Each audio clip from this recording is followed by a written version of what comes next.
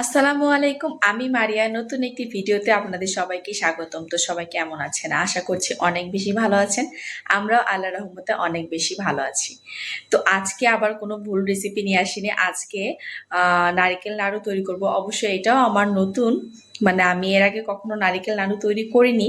এটাও নতুন, কিন্তু আমি পারফেক্ট ভাবে করার জন্য এর আগে ভুল রেসিপি দিয়েছিলাম দইয়ের। ভুল বলতে আমি প্রথমবার করেছিলাম, তো এই কারণটা ভুল হয়ে গিয়েছে। তো আমি পারফেক্ট রেসিপি অবশ্যই দেওয়ার চেষ্টা করব। আর আজকে আমি ইনশাল্লাহ পারফেক্ট ভাবে নারকেল নাড়ু তৈরি করে দেখাবো। তো চলুন শুরু করা যাক। আমি কিন্তু নারিকেলের নাড়ু বানানোর জন্য চলে এসেছি। তো এখানে আমি একটা কড়াই নিয়েছি। এখন আমি এখানে দিয়ে দিব এই তো নারিকেল। আমি অনেকগুলো নারিকেল, মানে 2টা নারিকেল আমি কুড়িয়ে নিয়েছিলাম। তো সবগুলো নারিকেল আমি এখানে দিয়ে দিলাম। এখন এখানে দিয়ে দিব আমি চিনি। তো চিনির পরিমাণটা খুব বুঝে শুনে দিতে হবে। এই তো আমি চিনি নিয়েছি। তো এখন এখানে দিয়ে দিব চিনি কম হয় এই নারিকেল নাড়ুতে, তাহলে কিন্তু আমাদের নাড়ুর যে পাকটা ওইটা হবে না, নাড়ু যে আঠা আঠা হবে সেটা কিন্তু হবে না। তো চিনিটা বেশি দিতে হবে, কম না, বরং একটু বেশি হলেও সমস্যা নাই, কিন্তু কম দেওয়া যাবে না। তো আমি এখানে দিয়ে দিচ্ছি, 2টা নারকেল নিয়েছি একটু বড় সাইজের। তো আমি ওই অনুপাতে এখানে চিনিটা দিয়ে দিচ্ছি। বিসমিল্লাহ। এখন আমি এখানে আর কিচ্ছু দিব না। এখন শুধু এই নারিকেল আর চিনিটাকে ভালো করে মেখে নিব। আমি কিন্তু চুলার জালটা বন্ধ রেখেছি, চুলার জাল এখনো জ্বালাইনি। এই অবস্থাতে আগে ভালো করে এটাকে আমি মাখিয়ে নিব।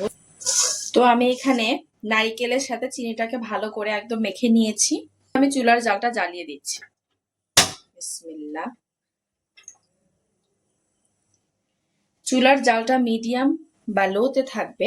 এখন এটাকে ভালো করে নেড়ে নেড়ে এটাকে কিন্তু এখন অনবরত নাড়তে হবে। নেড়ে নেড়ে এটাকে এখন সুন্দর করে একটা আঠালো ডো তৈরি করে নিতে হবে। এখন এটাকে কিন্তু অনবরত নাড়তে হবে, শুধু নাড়তেই হবে, না নাড়লে লেগে যাবে নিচে, আর খেতে ভালো লাগবে না, কালারটাও অন্যরকম লালচে লালচে হয়ে যাবে।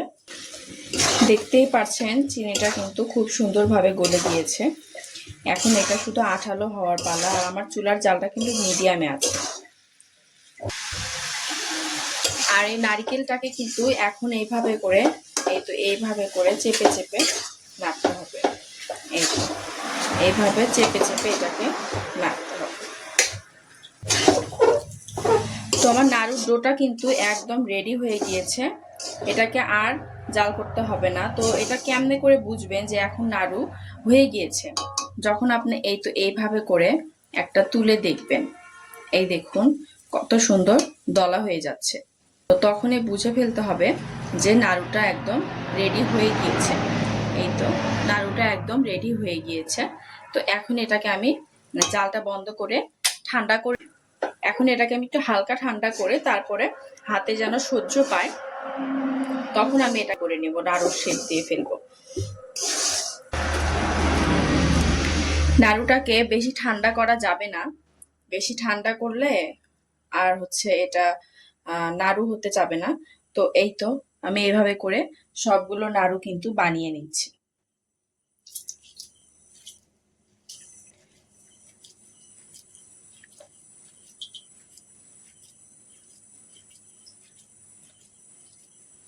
এই তো একটু চেপে চেপে বানিয়ে নিতে হবে। দেখুন দেখতে দেখতে কিন্তু আমার এই 1 প্লেট নাড়ু বানানো হয়ে গিয়েছে। আর একা হাতে বানাচ্ছি তো একটু বড় করে বানাচ্ছি, ওই জন্য একটু সময়টা বেশি লাগছে। তো এই তো দেখুন আমি এই প্লেটে নাড়ু বানিয়ে নিয়েছি। আরো এখানে নাড়ু ছিল, মানে বানাতে বানাতে অলরেডি 8-10টা খাওয়া হয়ে গেছে। তো এই প্লেট প্রায় ভরেই গিয়েছিল। তো আমার মেয়ে আর আমি খেয়ে প্রায় শেষই করে ফেলে দিয়েছি এই প্লেটের অর্ধেকটাই। আর এই প্লেটটা তো পুরো ভর্তি আছে। এই তো এই প্লেটটা, এখানে হাত দেওয়া হয়নি। আর এইটুকু নারিকেল আছে। তো এইটুকু একদম বানাতে বানাতে এটা একদম ঝুরা হয়ে গিয়েছে। তো এটা আর নাড়ু বানানো যাবে না। তো এটা দিয়ে আমি পুলি পিঠা বানাবো। তো এই রেসিপিটা অবশ্যই আপনাদেরকে দেখাবো। আর হাতটা পুরো লাল হয়ে গেছে, আর মানে সহ্যও হচ্ছে না হাতে। তো আমি আর বানাবো না। তো এইটুকু নারিকেল আমার বেঁচে গেল। একদম দেখুন ঝুরা হয়ে গিয়েছে, এটা দিয়ে তো আর নাড়ু বানানো সম্ভব না। তো আর এই নাড়ুগুলো দেখুন কতটা ভালো হয়েছে, মানে কতটা লোভনীয় হয়েছে। দেখুন শক্ত হয়ে এসেছে নারকেল নাড়ুটা অলরেডি। এই তো, নাড়ুটা কিন্তু অলরেডি শক্ত হয়ে এসেছে আর খেতে কিন্তু অনেক বেশি ভালো হয়েছে, অনেক বেশি মজা হয়েছে। বলছি কি যে 10-15টা নাড়ু প্রায় শেষই হয়ে গেছে আমাদের। আমার মেয়ে তো খালি পটপট করে মুখের ভিতরে দিচ্ছে, আমিও খাচ্ছি, বানাচ্ছি, খাচ্ছি।